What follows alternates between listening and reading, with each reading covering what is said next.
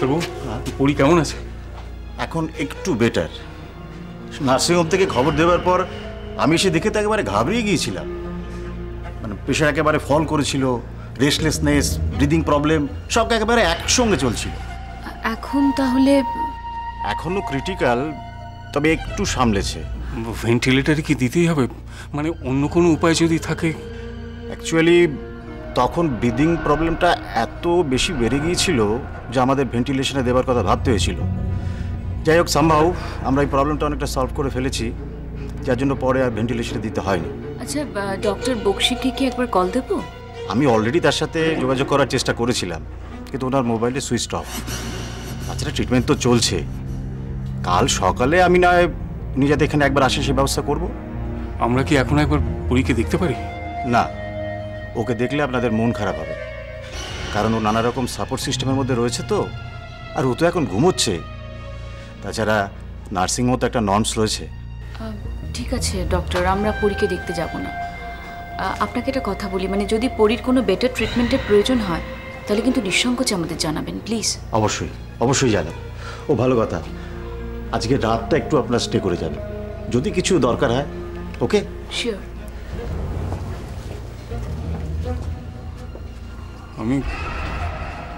আমি কিন্তু খুব একটা ভালো বুঝছি না শতরূপা, কি করা যায় বলুন তো? আপনি একবার ডক্টর বক্সিকে ফোন করে দেখবেন।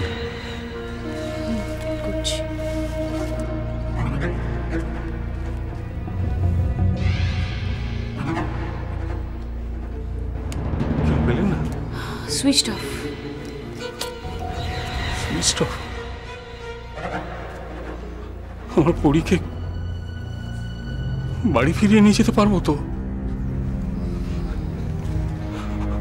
আমার পরীটাকে একবার বুকে জড়িয়ে বলতে পারবো না যে আমরাই ওর আসল বাবা মা?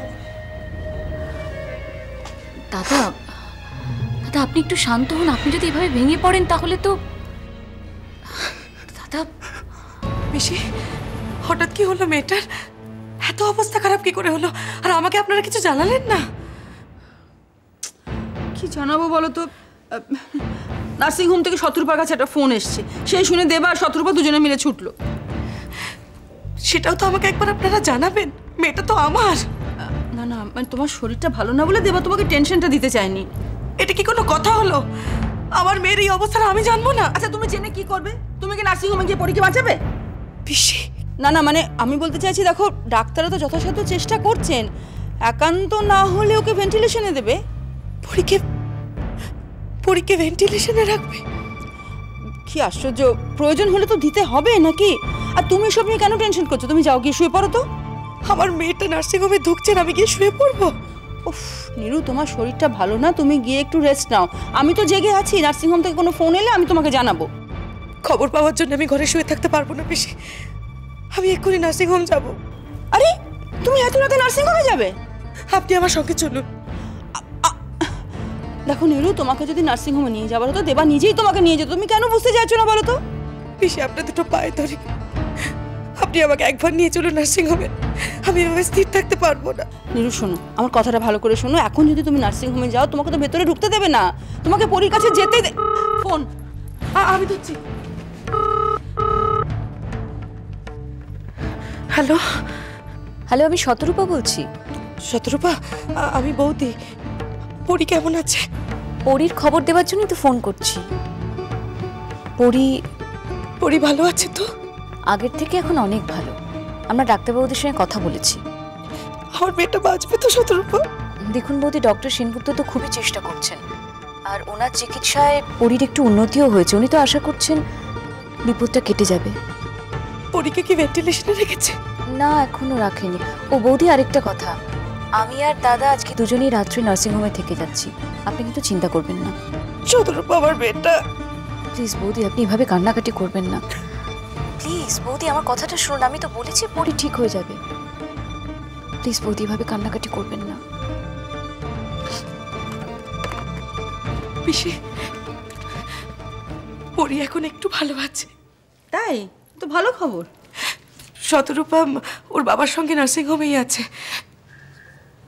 সত্যি শতরূপাকে আমরা কত ভুল বুঝেছি। সত্যি মেয়েটা খুব ভালো, আমাদের নিজের না হয়েও কত করছে আমাদের জন্য।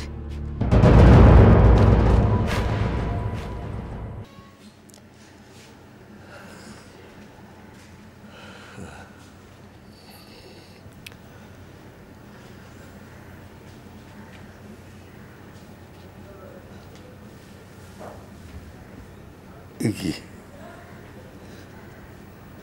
এই কোথায়? হ্যাঁ,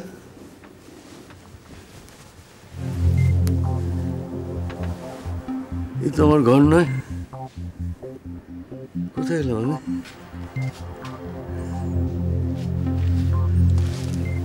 গুড মর্নিং, কেমন আছেন?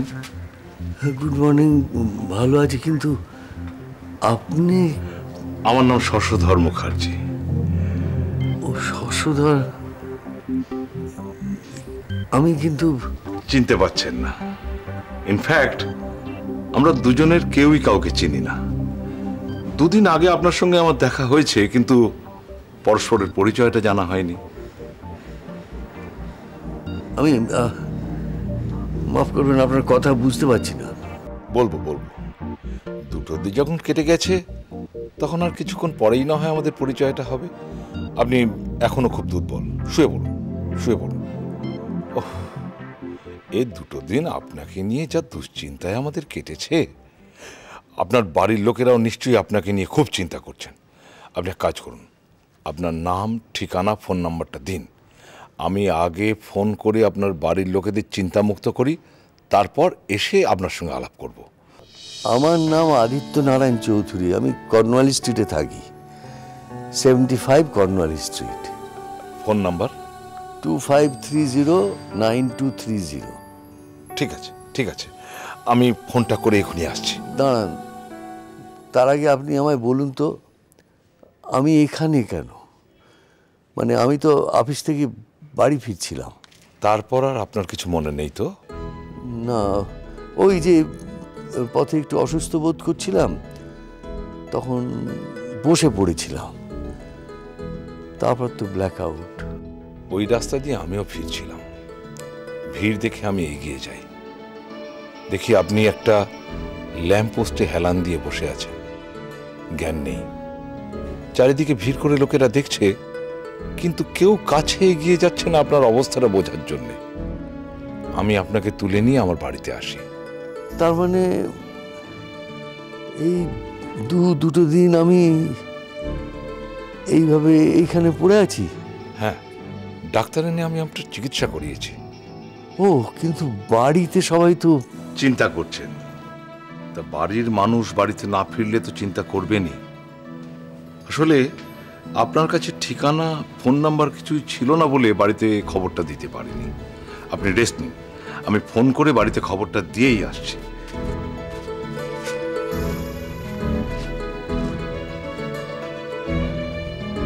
আমি দুটো দিন বাড়ির বাইরে। সাবিত্রী, দেবা, ওরা কি করছে কি জানে, খুব দুশ্চিন্তা করছে হয়তো।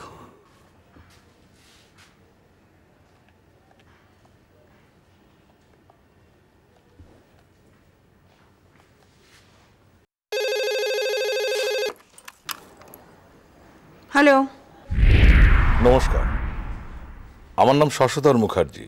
দেবাদিত্য চৌধুরী আছেন? না, দেবাদিত্য চৌধুরী এখন বাড়িতে নেই, আপনি পরে ফোন করবেন। দেখুন, একটা খবর দেওয়ার ছিল। আপনি? আমি দেবাদিত্যের পিসিমা বলছি। ও, আদিত্য নারায়ণ চৌধুরী? হ্যাঁ, আদিত্য নারায়ণ চৌধুরী আমার দাদা। আপনি আমার দাদার কোনো খোঁজ পেয়েছেন? হ্যাঁ, আদিত্যবাবু আমার বাড়িতেই আছেন।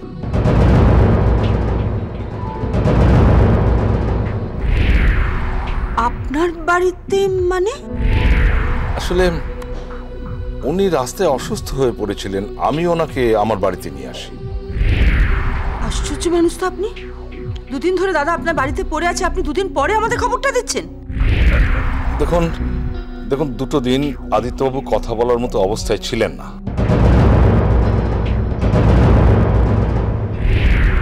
বহুদিন? সে কি?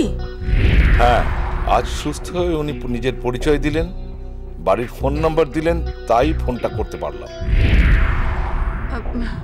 দেখুন, কিছু মনে করবেন না, আমি না বুঝে আপনাকে অনেক কথা বলে ফেলেছি।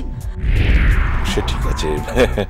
দুদিন খবর না পেয়ে আপনারা যে কি অবস্থায় আছেন সেটা তো আমিও বুঝতে পারছি।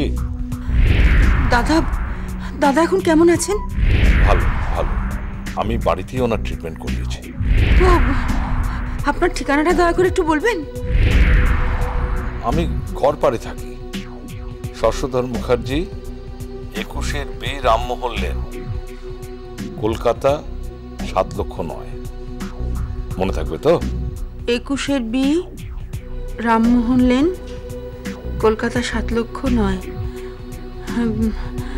ঠিক আছে, আমার মনে থাকবে।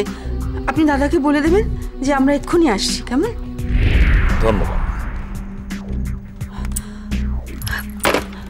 বৌদি, বৌদি, বৌদি, ও বৌদি, বৌদি!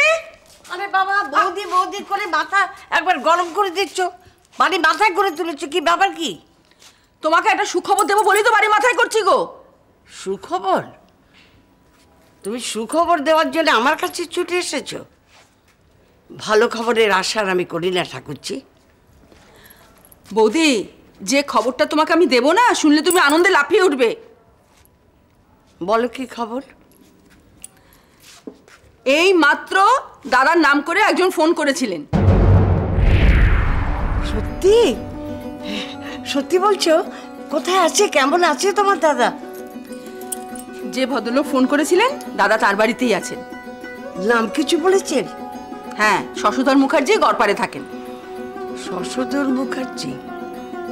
কিন্তু এই নামে তো তোমার কোনো দাদার বন্ধু আছে কিনা জানি না।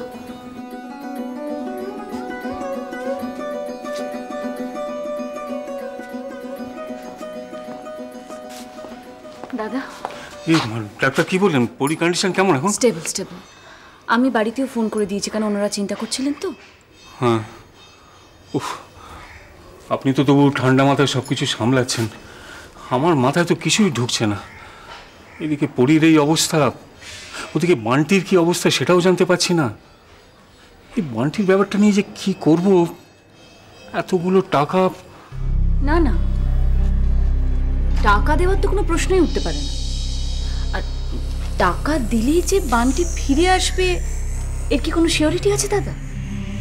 তাছাড়াও বান্টি যে বিশাখার কাছেই আছে, এ ব্যাপারেও তো আপনারা নিশ্চিত নন, তাই না? আমার মনে হয় দাদা, আপনি আপনার থানায় গিয়ে একটা ডায়েরি করা উচিত। কিন্তু বান্টি যে বিশাখার কাছে নেই সেটাও তো আমরা জানতে পারছি না। না না না, থানায় যাওয়াটা ঠিক হবে না। তাতে যদি বান্টি কোনো ক্ষতি হয়ে যায়, ওই বিশাখাকে আমি একদম বিশ্বাস করি না। ও সাংঘাতিক, ও পারে না এমন কোনো কাজ নেই। তা বলে সত্যি মিথ্যে যাচাই না করে আপনি অতগুলো টাকা দিয়ে দেবেন? বান্টিকে নিয়ে আমারও তো দুশ্চিন্তা আছে দাদা। আমিও তো চাই বান্টি সুস্থ হয়ে বাড়িতে ফিরে আসুক। না না শতরূপা, আমি বুঝতে পারছি না। পুলিশে গেলে যদি সত্যি কিছু হয়ে যায়, আমি পরীকে কি জবাব দেবো বলুন তো? ও তো কোনোদিন আমাকে ক্ষমা করবে না। ঠিক আছে, আপনি যখন চাইছেন না, তখন দরকার নেই থানায় ডায়েরি করার। আমার সাথে অনেক ওই ডিটেকটিভ মহলে উচ্চপদস্থ অফিসারদের যোগাযোগ আছে। আমি দেখি ওনাদের সঙ্গে আলোচনা করে ওনারা যদি গোপনে কোনো একটা ব্যবস্থা করতে পারেন। পুলিশের কাছে না গিয়ে অন্য কোনোভাবে কিছু করা যায় না? আমি বলছিলাম যে অন্য কোনো উপায়ে যদি বান্টিকে উদ্ধার করতে পারেন তাহলে সবচেয়ে ভালো হয়। আমার একটাই রিকোয়েস্ট শতরূপা, প্লিজ পুলিশকে কিছু জানাবেন না। পুলিশকে জানিয়ে বান্টির সত্যি যদি কিছু হয়ে যায়, সে আফসোস আমার সারা জীবনেও যাবে না। বেশ, আপনি যখন এরকমভাবে বলছেন, দেখা যাক পুলিশের কাছে না গিয়ে অন্যভাবে কিছু ব্যবস্থা করা যায় কিনা।